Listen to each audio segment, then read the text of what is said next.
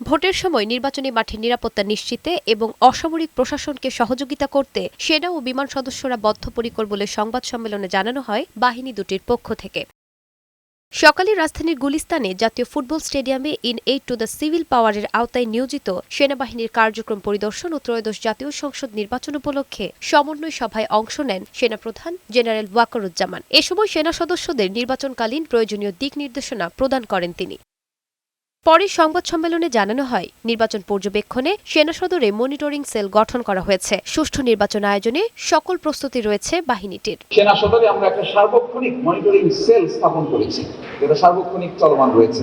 একটি সুষ্ঠু নির্বাচন করতে গিয়ে যা যা করণীয়, আইন অনুযায়ী যে ব্যবস্থা নেওয়া প্রয়োজন সেই ব্যবস্থা নেওয়ার জন্য আইনশৃঙ্খলা রক্ষাকারী বাহিনীর পাশাপাশি সশস্ত্র বাহিনী সর্বদা প্রস্তুত রয়েছে। সেনা আইনের আওতায় থেকে সেনাবাহিনী মাঠে দায়িত্ব পালন করবে। অতিরিক্ত বল প্রয়োগ করার মতো পরিস্থিতি তৈরি হলে ধাপে ধাপে তা প্রয়োগ করা হবে বলেও জানানো হয় সেনাবাহিনীর পক্ষ থেকে। যদি সত্যি কোনো ক্ষেত্রে অতিরিক্ত বল প্রয়োগের প্রয়োজন হয়, তাহলে রুলস অফ এনগেজমেন্টে যে ক্রমান্বয়ে ধারা দেওয়া আছে, যে ক্রমান্বয়ে বল প্রয়োগের মাত্রা বৃদ্ধির একটা প্রক্রিয়া আছে, সেটা অনুসরণ করে প্রয়োজনীয় ব্যবস্থা গ্রহণ করা হবে।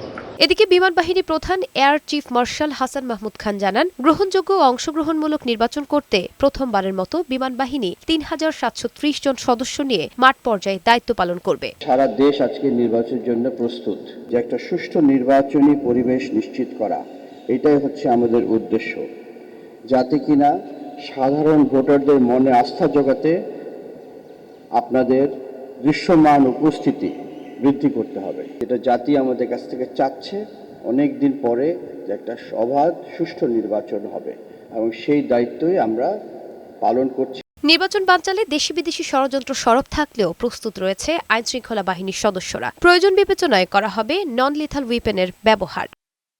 নুসরাত শারমিন, বৈশাখী সংবাদ, ঢাকা।